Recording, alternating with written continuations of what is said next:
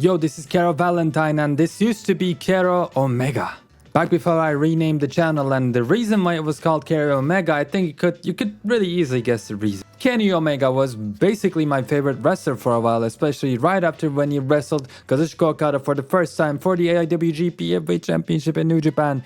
2017 was it? That was their first match, like I said, and that was their best match, by the way. But maybe we'll have another great match that will surpass the first one, because finally, after all this time, after so many years, 4 years now, maybe 5 years. Oh my God, AEW it's been around this long.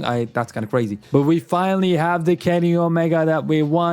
Finally have the Kenny Omega that we deserve. Tonight he came out and he cut one of the only promos he cut in AEW. I don't remember him cutting too many promos, honestly. Okay, that's probably wrong, but this was seriously the best promo Kenny Omega cut in his entire career when it comes to AEW, at least. And I'm ready to battle all of you with this in the comment section. I don't even care. Look, this had everything we wanted. Kenny Omega was injured, diverticulitis. We didn't know if he was gonna come back, or when he was gonna come back, or if he was gonna come back at all. There was some emotional baggage with this promo, and he played into that. He said, I might not wrestle ever again. His hands shaking. And you were able to guess where he was gonna go with the hand shaking thing. But he still delivered in a nice manner. Like, this delivery from Kenny Omega felt like the Kenny Omega from New Japan Pro Wrestling, which is the presentation that I always wanted, and most people who used to be Kenny Omega fans like I was, that's what they wanted too. Because in the ring, sure, Kenny Omega has been performing great. I mean, his match against Bryan Danielson, right? It's certainly something to write home about.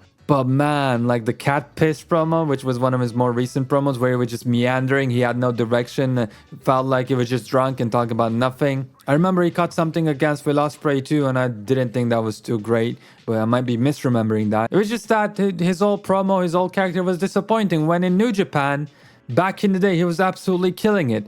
And then, like, what made it worse is for one Will Ospreay match, they went to New Japan, and his presentation there was like 10 times better.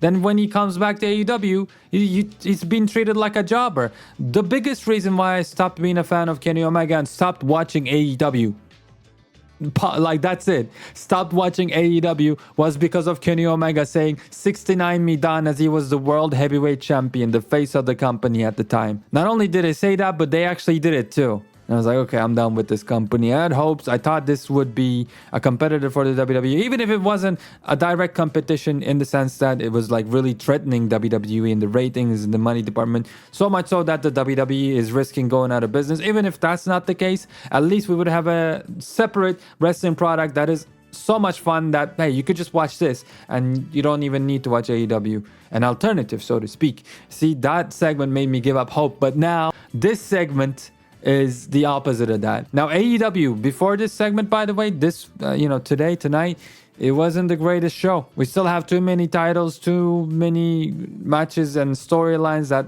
don't matter. But, in the last couple of weeks, the crazy EVP storyline with Tony Khan getting wrecked is decent. I kind of like the Orange Cassidy storyline too. I don't know why. They just matched Christian Cage with Swerve Strickland, and when I think about it, like, who better, right? Now, I'm not talking about Brian Cage here, but look at the entire roster. Who would be a great heel challenger for Swerve Strickland, where they can do amazing segments, amazing matches, and, Christian Cage can lose to Swerve. But yeah, the way he talked in this promo, he talked about the injury. It was nice. It was emotional. And then the second part was he had to talk about a storyline. And the storyline is the most interesting thing going on in AEW ever since years, man. Like, this is something that AEW sorely needed. People are saying they're proving CM Punk correct. They're proving him right, and I agree with that, actually. People are saying this is desperate. Yeah, it's looking pretty desperate, I agree. But at the end of the day, is it fun? To me, yes, it is. I enjoyed the last week's segment with Shad Khan coming out at the end, too, with Tony Khan getting beat, selling horribly, too. At the end of the day, I liked it. They're taking risks. They're actually doing what they're supposed to be doing. Now, imagine if they, instead of firing CM Punk, had the Kenny Omega and CM Punk match. I don't care if you like AEW. I don't care if you hate it. You would have watched it.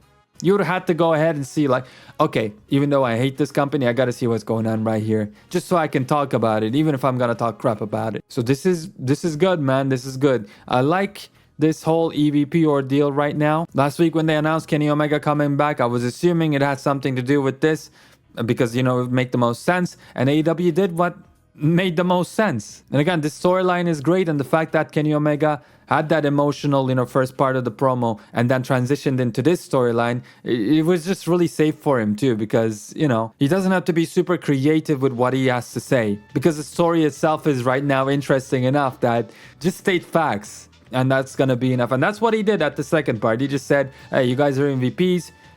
Actually, his line was nice. We were talking about, the diverticulitis thing. One, back to two others. That was a nice line.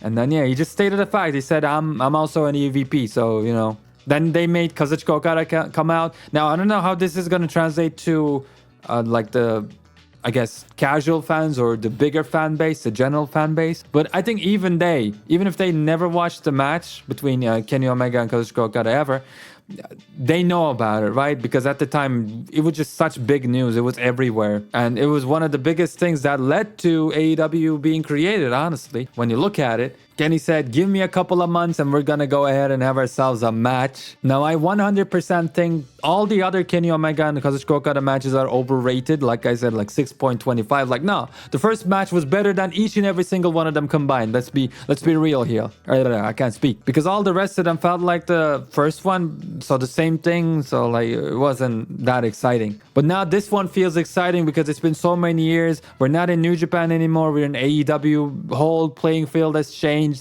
Kenny Omega was pretty much the gaijin heel, right? The outsider, the foreigner here, heel. I seriously cannot speak today. And then Kazuchika Okada was the face of the company, the baby face of the company. Now the roles are switched around. Even so, Kazuchika Okada came out there and said, I'm the best bat machine now. Look at me.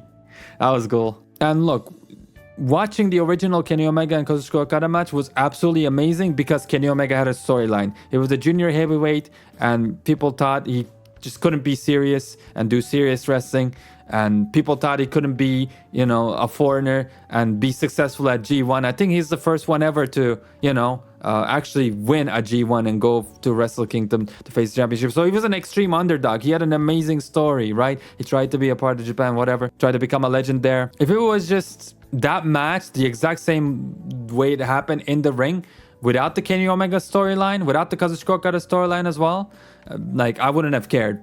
I don't think nobody would have ever cared that much about that match. So yeah, the story was like the incremental part to that match, and now we also have a story that is interesting. And then we have Kenny Omega and Kazuchika Okada set to, go at it in the ring, which is a pretty good bunch of ingredients. And it's interesting because if TR came out, who else is gonna align with Kenny Omega now? Are we gonna stay 4-on-4, or will there be new elite members? What's gonna happen with Hangman if he comes back, when he comes back? They've got this nice, watchable storyline right now at the top.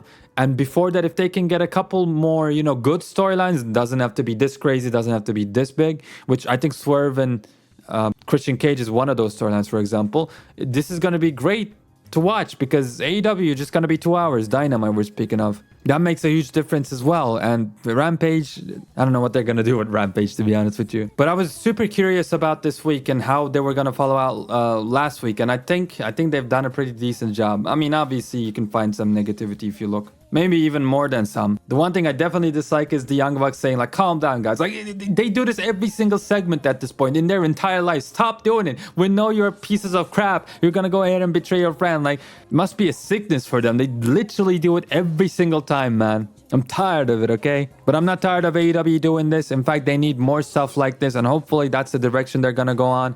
Present Kenny Omega more seriously. He said it himself, I would love to be presented like Roman Reigns, the crazy champion. And they did that a little bit here, and I think it paid dividends. And not for me, not probably for you, but many other fans who only watch the WWE, who've never really been interested in AEW, they at least turned their heads and looked at what happened last week. And I'm pretty sure they're gonna go ahead and look at what happened here tonight as well. This is how you bring new eyes to the product and make more people watch and care about AEW. Not signing 20 million other people, which, you know, those help, but those are a burst, right? Those are not a good relationship, you know, that'll go on for years, a marriage. No, those are one night stands, if you get what I mean. This is what gives us that substance that we desperately need. And again, it's not perfect, but I think it's a huge step in the right direction. Hopefully some ways or something falls into the head of Tony Khan and he somehow just locks in and keeps going in this direction. I'm scared because with him at the helm,